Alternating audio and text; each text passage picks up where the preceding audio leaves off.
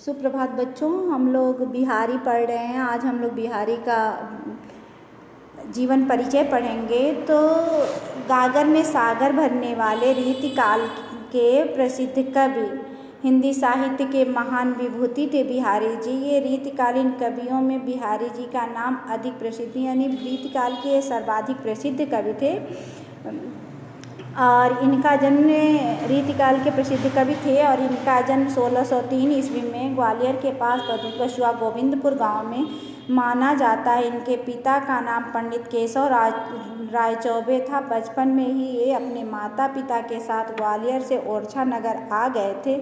यहाँ पर बिहारी ने आचार्य केशव दास के पास काव्य शास्त्र की शिक्षा प्राप्त की थी। कुछ ही समय में ये काव्य शास्त्र में पारंगत हो गए। बिहारी को अपने जीवन में जितनी कटु अनुभव प्राप्त हुए उतने शायद ही हिंदी साहित्य के किसी अन्य कवि को प्राप्त हुए होंगे।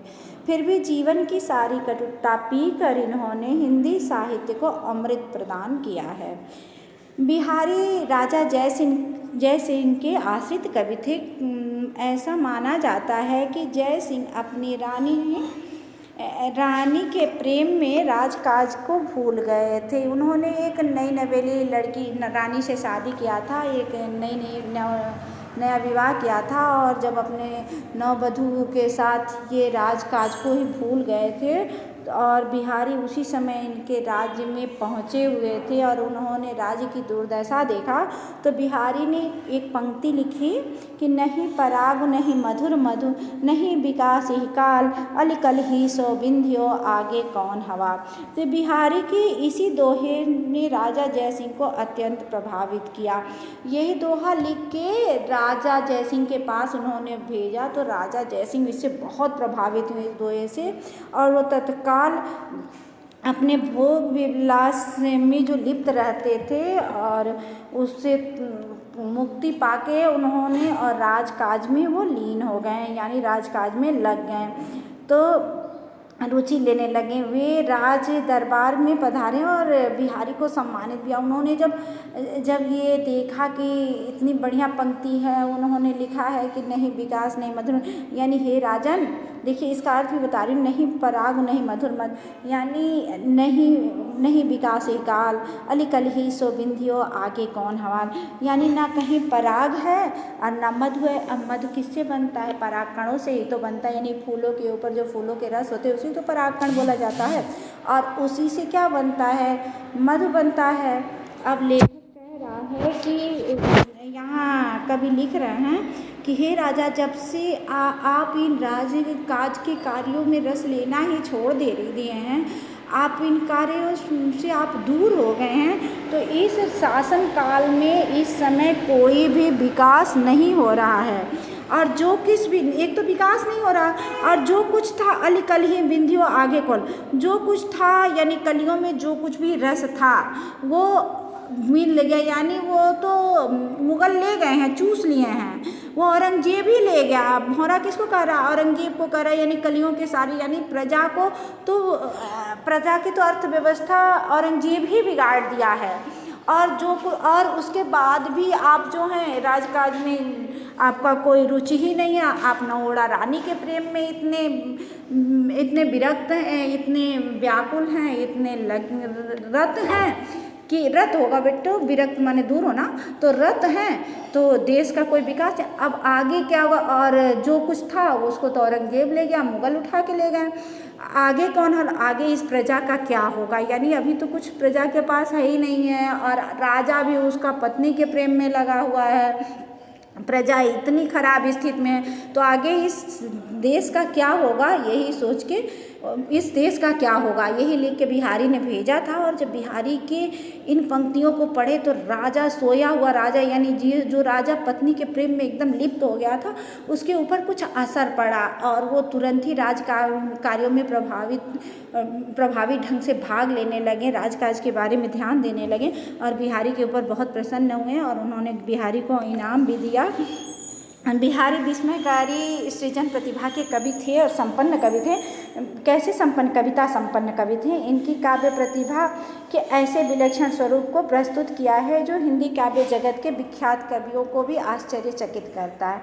इनके द्वारा 700 से अधिक दोहों की रचना हुई है। यानी इनकी जो बिहारी सतसई है उसमें 700 से अधिक दोहे हैं, 719 दोहे हैं बिहारी सतसई में।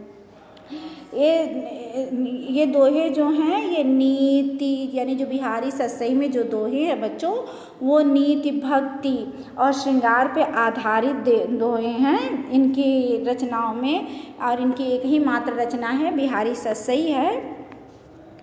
और इन्होंने उसमें बिहारी ने अपने एक एक दोहों में गहन भाव को भरकर उच्च कोटि की अभिव्यक्ति की है। इन दोहों के संबंध में सर्वाधिक विलक्षण विशिष्टता यह है कि इन दोहों की रचना में शास्त्रीय नियमों का पूर्ण रूप से पालन किया गया है, फिर भी इसमें निहित भाव विभूति संबंधी तीव्रता अत्यंत सशक्त है।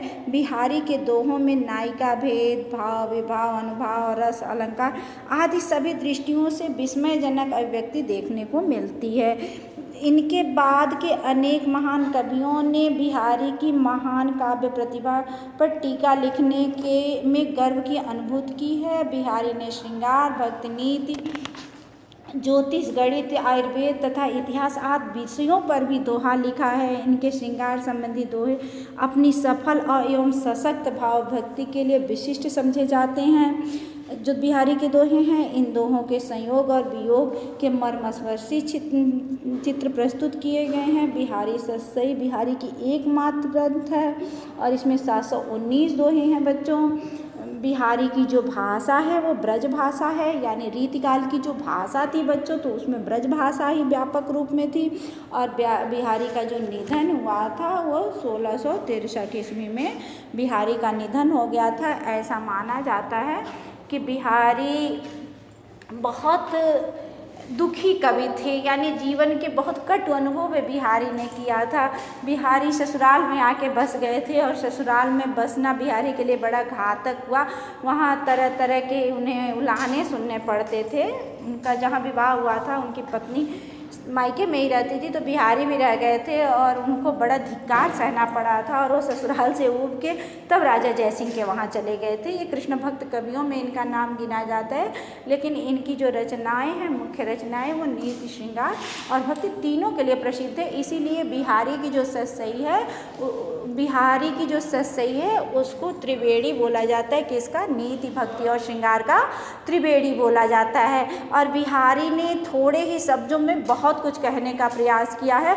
इसीलिए बिहारी के बारे में एक दोहा भी प्रसिद्ध है, सतसैया के दोहरे ज्यों नाविक के तीर, देखन को छोटे लगे घाव करे गंभीर। तो बिहारी छोटे दोहे में भी बहुत सारे अर्थ प्रकट कर देते हैं, इसलिए बिहारी के बारे में दोहा कहा गया है। और बिहारी ने गागर में सागर भरा है, यानी बिहारी के इसी दोहे को वो प्रभावित करता है, इसी दोहे को वो सफल करता है। क्या?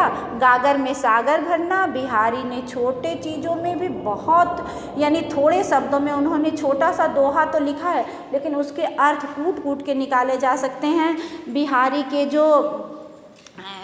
बिहारी ने गागर में सागर भरने का सफल प्रयास किया है। और बिहारी की मृत्यु 1663 ईस्वी में हुई है।